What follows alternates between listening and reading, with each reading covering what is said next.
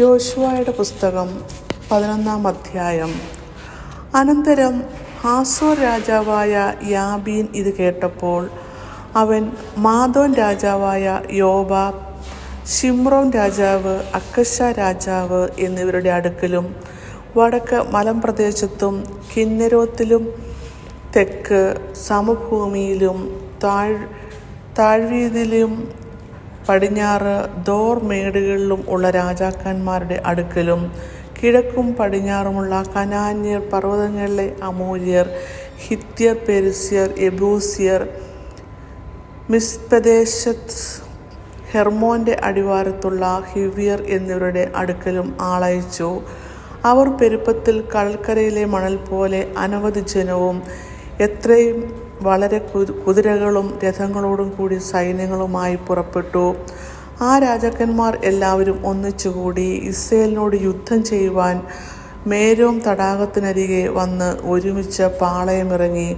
അപ്പോൾ യഹോവ യോശുവയോട്, അവരെ പേടിക്കേണ്ട, ഞാൻ നാളെ ഈ നേരം അവരെ ഒക്കെയും ഇസ്രായേലിന്റെ മുമ്പിൽ ചത്തു വീഴുമാറാക്കും. നീ അവരുടെ കുതിഞരമ്പ് വെട്ടി രഥങ്ങൾ തീയിലിട്ട് ചുട്ടുകളയണം. അങ്ങനെ യോശുവയും പടജ്ജനമൊക്കെയും മേരോം തടാകത്തിനരികെ പെട്ടെന്ന് അവരുടെ നേരെ വന്നു അവരെ ആക്രമിച്ചു.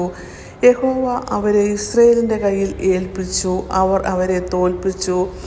മഹാനഗരമായ സീദോൻ വരെയും മിസ്രഫോത്ത് മയീം വരെയും കിഴക്കോട്ട് മിസ്പെരാം വരെയും അവരെ ഓടിച്ചു.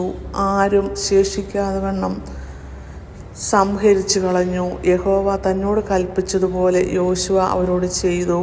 അവരുടെ കുതിരകളുടെ കുതിഞരമ്പുകൾ വെട്ടി രഥങ്ങൾ തീയിട്ട് ചുട്ടുകളഞ്ഞു. യോശുവ ആ സമയം തിരിഞ്ഞ് ഹാസോർ പിടിച്ച് അതിലെ രാജാവിനെ വാൾ കൊണ്ട് കൊന്നു. ഹാസോർ മുമ്പേ ആ രാജ്യങ്ങൾക്ക് ഒക്കെയും മൂലസ്ഥാനമായിരുന്നു. അവർ അതിലെ സകല മനുഷ്യരെയും വാളിൻ്റെ വായ്ത്തലയാൽ വെട്ടി നിർമൂലമാക്കി. ആരും ജീവനോടെ ശേഷിച്ചില്ല. അവൻ ഹാരസിനെ തീ കൊടുത്ത് ചുട്ടുകളഞ്ഞു. ആ രാജാക്കന്മാരുടെ എല്ലാ പട്ടണങ്ങളെയും അവയിലെ രാജാക്കന്മാരെയൊക്കെയും യോശുവ പിടിച്ച് വാളിൻ്റെ വായ്ത്തലയാൽ വെട്ടി നിർമൂലമാക്കി കളഞ്ഞു, യഹോവയുടെ ദാസനായ മോശ കൽപ്പിച്ചതുപോലെ തന്നെ. എന്നാൽ കുന്നുകളിലെ പട്ടണങ്ങളൊന്നും ഇസ്രായേൽ ചുട്ടുകളഞ്ഞില്ല. ഹാസോർ മാത്രമേ യോശുവ ചുട്ടുകളഞ്ഞുള്ളൂ. ഈ പട്ടണങ്ങളിലെ കൊള്ള ഒക്കെയും കന്നുകാലികളെയും ഇസ്രായേൽ മക്കൾ തങ്ങൾക്ക് തന്നെ എടുത്തു. എങ്കിലും മനുഷ്യരെ ഒക്കെയും അവർ വാളിൻ്റെ വായ്ത്തലയാൽ സംഹരിച്ചു. ആരെയും ജീവനോടെ ശേഷിപ്പിച്ചില്ല. യഹോവ തൻ്റെ ദാസനായ മോശയോട് കൽപ്പിച്ചതുപോലെ മോശ യോശുവയോട് കൽപ്പിച്ചു. യോശുവ അങ്ങനെ തന്നെ ചെയ്തു. യഹോവ മോശയോട് കൽപ്പിച്ചതിൽ ഒന്നും അവൻ ചെയ്യാതെ വിട്ടില്ല. ഇങ്ങനെ മലനാടും തെക്കേ ദേശമൊക്കെയും ഗോശാൻ ദേശമൊക്കെയും താഴ്വീതിയും അരാബയും ഇസ്രായേൽ മലനാടും അതിൻ്റെ താഴ്വീതിയും സെയീരിലേക്കുള്ള കയറ്റത്തിലെ മൊട്ടക്കുന്ന് തുടങ്ങി ഹെർമോൻ പർവ്വത അടിവാരത്തിലുള്ള ലെബനോൻ താഴ്വരയിലെ ബാൽ ഗദ്വ വരെയുള്ള ദേശമൊക്കെയും യോശുവ പിടിച്ചു. അവിടങ്ങളിലെ സകല രാജാക്കന്മാരെയും അവൻ പിടിച്ച് വെട്ടിക്കൊന്നു. ആ രാജാക്കന്മാരോട് ഒക്കെയും യോശുവ ഏറിയ കാലം യുദ്ധം ചെയ്തിരുന്നു. ഗിബെയോൻ നിവാസികളായ ഹിവ്യർ ഒഴികെ എല്ലാ പട്ടണക്കാരും ഇസ്രായേൽ മക്കളോട് സഖ്യത ചെയ്തില്ല.